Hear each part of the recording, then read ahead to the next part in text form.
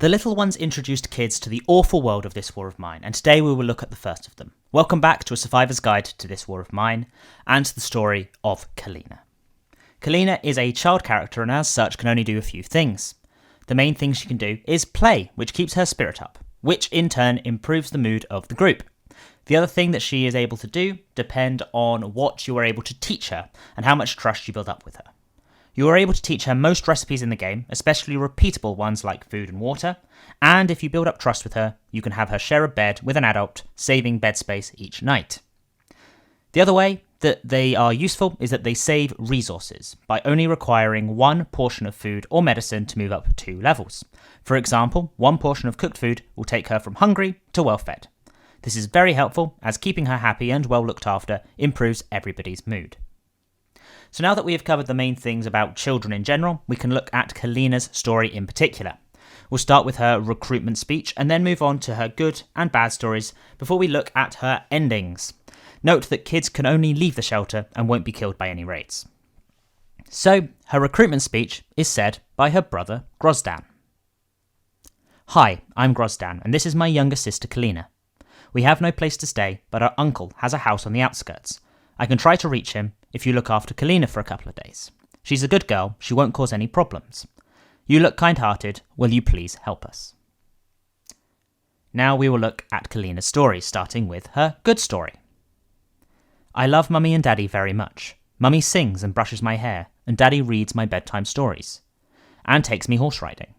I really miss them both, but I understand why they have to be away.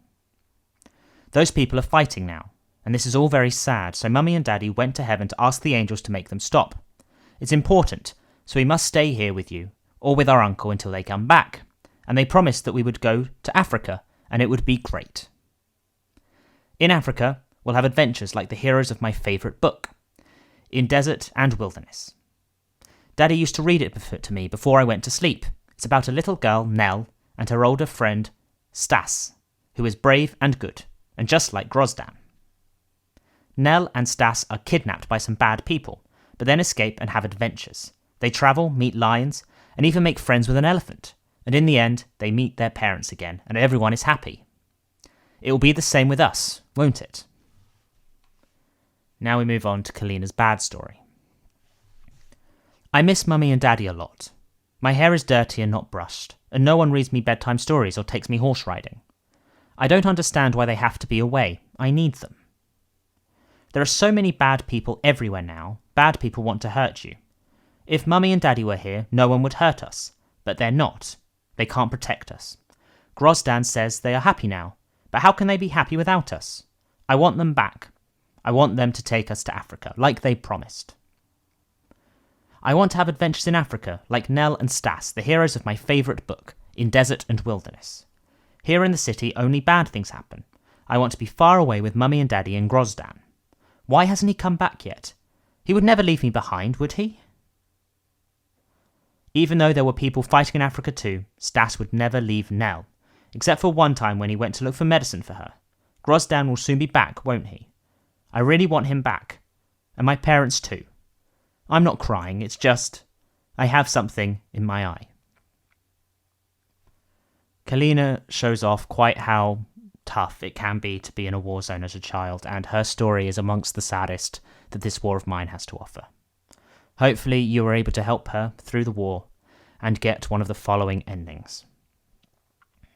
If she decides to leave the shelter. One night, Kalina left the relative safety of the shelter to look for her brother. The other survivors would never hear of her again. If you reject Grozdan when he comes to the door, the pleas of the young boy to look after his sister until he came back fell on deaf ears. What happened to those children afterwards had better remain a secret. If Kalina makes it to the end of the war, but with bad karma from the group. Grozdan manages to reach their uncle's house, but there was no one there. He came back for Kalina as soon as the ceasefire came into effect. With no adult guardians, they ended up in an orphanage. It was a sad childhood, as they grew up traumatized by the war, having only each other. They never went to Africa. If Kalina makes it to the end of the war, but is sad or depressed from the situation. Despite the odds, Grozdan manages to reach their uncle, who took them in as soon as the siege was lifted. Even though her uncle's family did all they could, Kalina still remained a melancholic and quiet child, always reading or daydreaming to escape the real world that had been so harsh to her. And finally, the best ending that you can get for Kalina. When the fighting was over, Grozdan came back for Kalina. Their uncle's family was all right and took them in as their own. They helped Kalina cope with the loss of her parents. She remained religious, and many years after the war in Grasnavia, she went to Africa with a charity to help the children there. So there we have Kalina. Her story is the first of all the kids, which we will continue next week. I hope this has helped, and I will see you next week. Ta